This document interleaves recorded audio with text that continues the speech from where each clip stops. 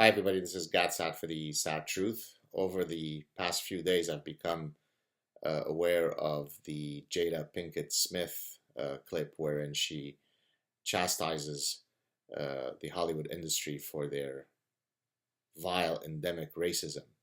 And then more recently, Will Smith was interviewed on some show where, he enunciated his position on the matter. And of course, it had nothing to do with him not being nominated for a Best Actor Oscar for his performance in Concussion, which I haven't seen yet, but I'm hopefully looking forward to seeing it.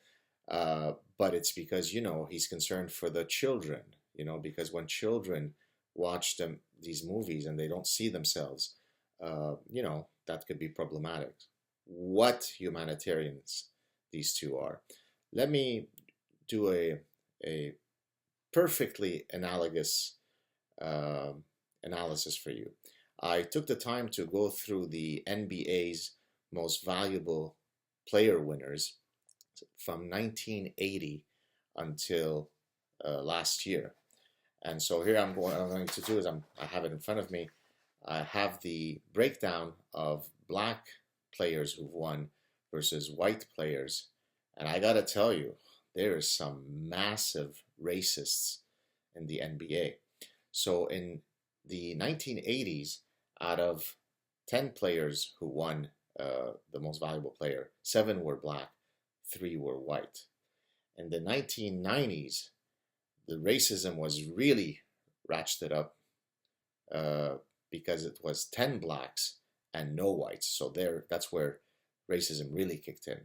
And then in the first decade of the new millennium, we went back to 7 blacks and 3 whites, and then since 2010 till today, we have 5 blacks and 0 whites. So we're back to the NBA being very racist.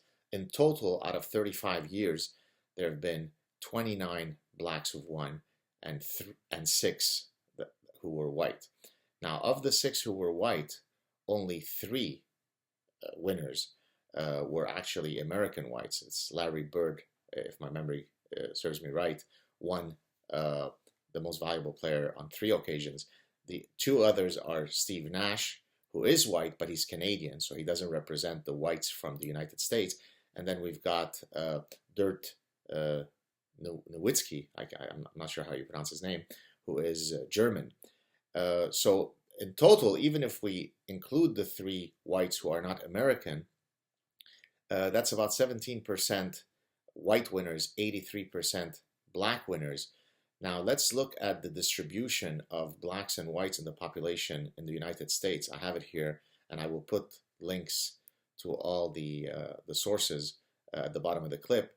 So in 1980, it was 83% whites, 83.1, and 11.7 blacks. 1990, 80.3% white, 12.1% black. In 2000, 75.5% white, 12.3% black. And in 2010, 72.4% white and 12.6% black. So clearly the NBA is not adhering to a fair and accurate representation of the demographic realities of the black-white split, since almost all the NBA's MVPs have been black.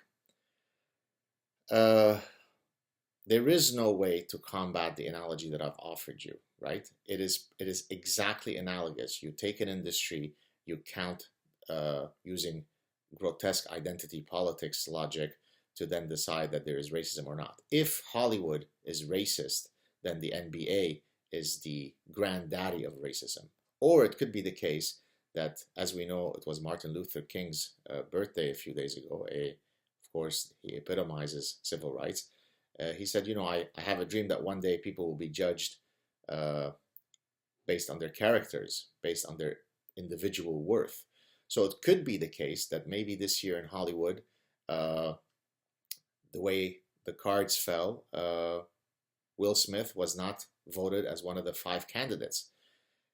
To argue that Hollywood is a racist institution is frankly laughable, because if there's ever an institution in the United States that goes out of its way. I mean, think about the people who are in power in Hollywood. They are exactly the ones who would be most careful to never exhibit any cues of racism. So if ever there were an industry that was uniquely placed to try to not sense cues of racism, it would be Hollywood.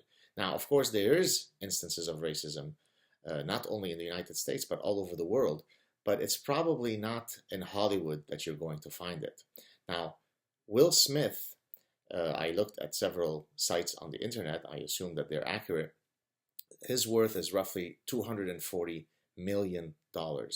His wife's worth is about 20 million. So together, their household worth is $260 million. So the exact same horrifically racist industry that decided this year to completely not nominate any black artists because, you know, they're just racist this year. In past years, they did nominate some and have some win, but this year they reverted to being KKK members. That same industry that's horrifically racist is exactly the same industry that allowed them to make $260 million. Now, let's put this in context. I checked some UN figures. Let me read them for you here. I'm going to quote exactly. Nearly half the world's population, 2.8 billion people, survive on less than $2 per day. About 20% of the world's population, 1.2 billion people, live on less than $1 a day. So there is real misery in the world, many of which is experienced by people of color. But of course, Will Smith, with $260 million, considers the fact that this year there wasn't a proper representation of blacks within the nominees. He considers this to be something that he and his wife should weigh on. It's difficult to imagine a position of greater entitlement, of callousness, of narcissism. It's simply breathtaking. It is an affront to true misery that both whites, blacks, and people of all color face around the world, to true hatred that people experience based on their religion, based on their ethnicity, their race. And by having somebody in such a profoundly privileged position cry racism really serves as an affront to human decency. There you have it, folks. That's the sad truth. In about an hour and a half, I will be hosting Bill Warner. We'll be talking about some really important issues. Hope you tune in then. Take care. Ciao.